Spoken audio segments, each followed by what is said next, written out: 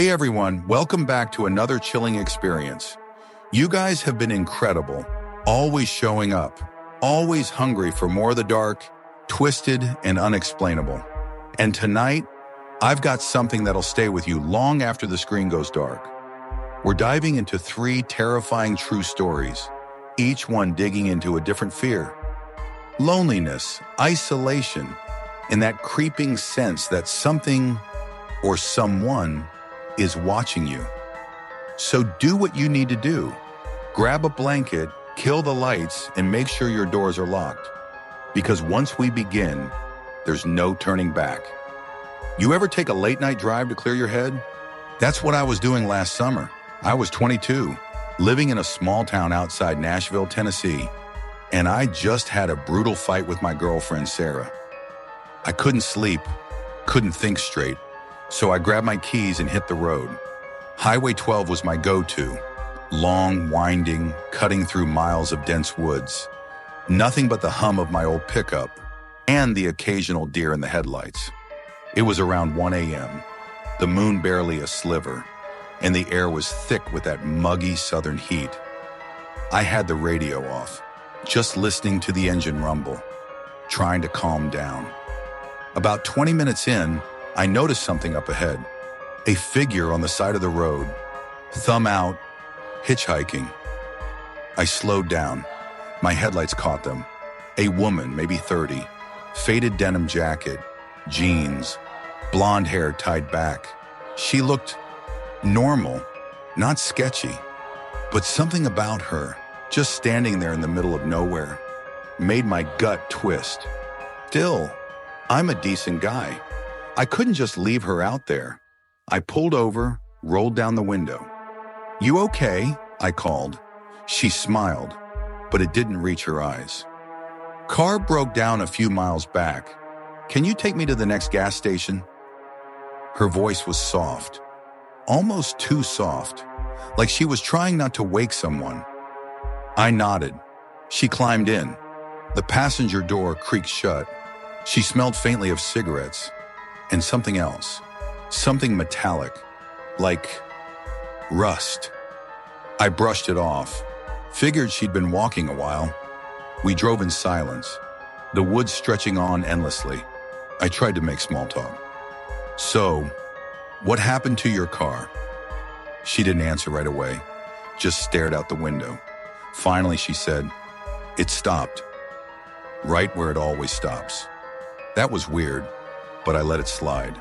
I glanced at her hands, pale, almost gray, dirt caked under her nails. "You from around here?" I asked, trying to keep things light. She turned to me, eyes locked on mine, and said, "I never left." My stomach dropped, the way she said it, like a confession. It made the hairs on my neck stand up. I laughed nervously, eyes back on the road. Then I noticed it, the air in the truck, getting colder, like someone cranked the AC, but it wasn't on. My breath started fogging up, little clouds rising in the dashboard light. I looked over again.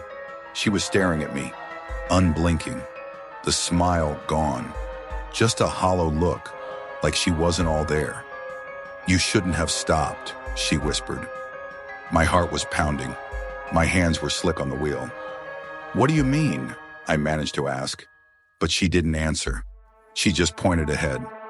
"There," she said, barely audible. I followed her finger. My headlights caught it. A rusted-out car on the side of the road, half swallowed by the trees, like it had been there for years. I slowed down, mind racing. "Is that your car?" I turned to her. The passenger seat was empty. The door was still closed. The seat belt still buckled. She was gone. My whole body went cold. I slammed the brakes, truck skidding to a stop. I looked around, shined my phone's flashlight into the woods. Nothing, just the creak of branches and that abandoned car, its windows shattered, covered in moss. I didn't want to stay, but I couldn't just leave. I got out, legs shaky, approached the car. The air smelled like decay, Inside, a denim jacket, faded, crumbled on the driver's seat. My throat tightened. I backed away, jumped in my truck, and floored it to the nearest gas station. My hands wouldn't stop shaking. When I told the clerk what happened, his face went pale. He didn't say much, just handed me a coffee and muttered, "You're not the first." Later, I looked it up. In 1995, a woman named Clara Hayes disappeared on Highway 12. Her car broke down. She was last seen hitchhiking. They never found her, but people say she still shows up, looking for a ride and warning drivers not to stop. I haven't driven that road since, but some nights, I still feel that cold in my truck, like she's sitting there, watching me.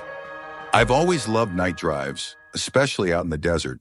There's something about the open road, the stars above, and the way the darkness stretches on forever. I was 25, living in Nevada, working as a delivery driver. One night in June, I had a late shift, dropping off packages in a remote area near Reno. It was around 2 a.m., and I was on a back road called Old Miners Pass, a narrow stretch of asphalt surrounded by nothing but sand and Joshua trees. My van's headlights were the only light for miles. I was tired, sipping on a warm Red Bull. That's when I noticed lights in my rearview mirror, 2 bright orbs, like headlights. But they were too far apart, too high off the ground. I figured it was a big rig, maybe a semi, but it was weird. There hadn't been another car for hours. The lights kept pace with me, not getting closer, not falling back. I sped up a little, pushing 70, but they stayed right there, unblinking, like they were locked onto me. I tried to shake it off, turned up the radio, static. Every station, just static. I switched it off, the silence, heavier than before. That's when I heard it, a low hum, like a swarm of bees, coming from behind me.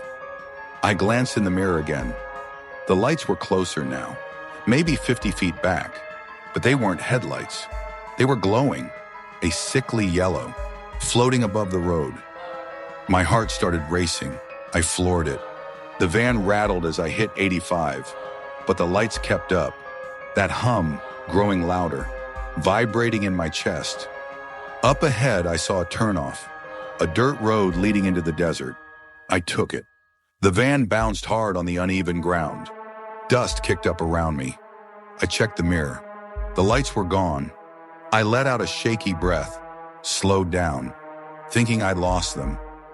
Then the hum came back, louder, closer, like it was right outside my window. I slammed the brakes, grabbed a flashlight from the glove box, shined it into the darkness. Nothing, just sand and shadows. But the hum didn't stop. It was everywhere now, in the air, in my bones. I turned the flashlight back toward the road, and that's when I saw it. 2 glowing orbs, hovering just above the ground, right in front of my van.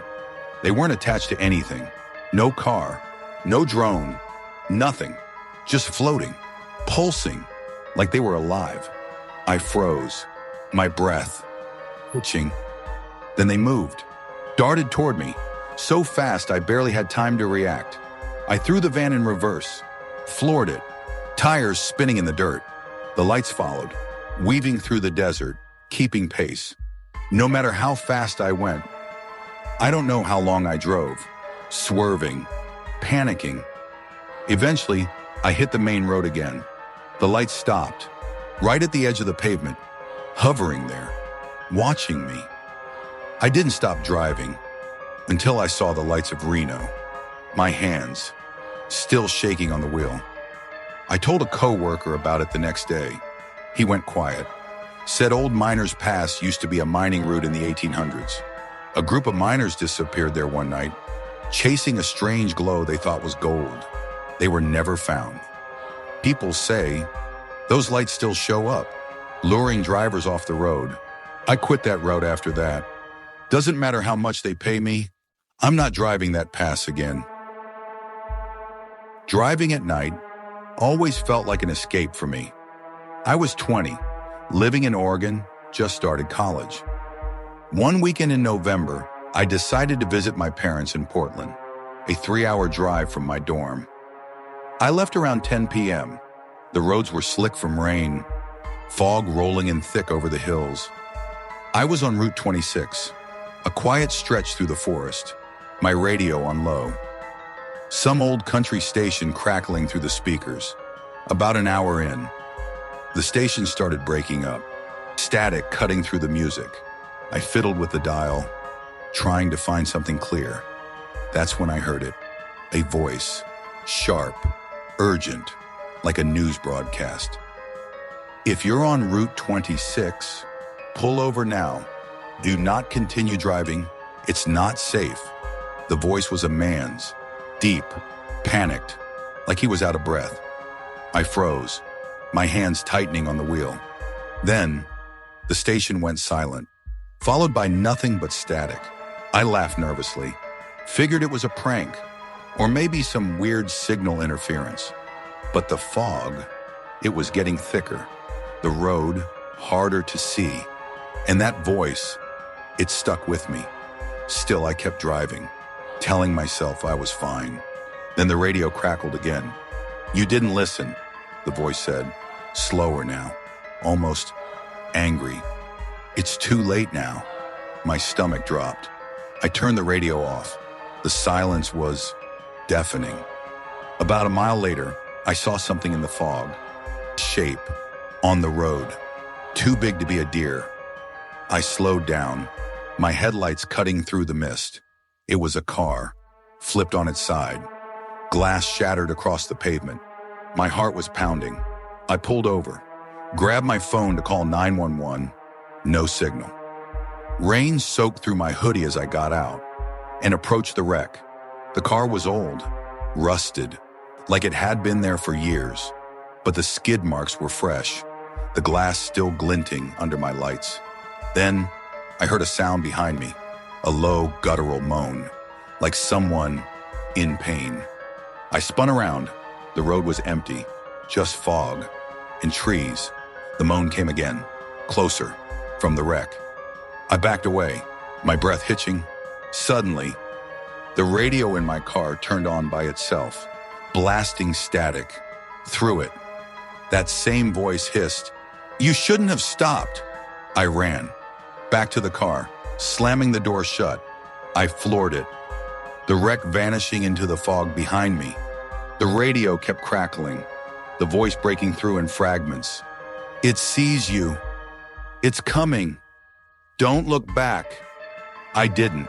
I kept my eyes on the road, hands shaking, the moan echoing in my head. When I finally hit Portland, the radio went silent, like nothing had ever happened. I told my dad about it.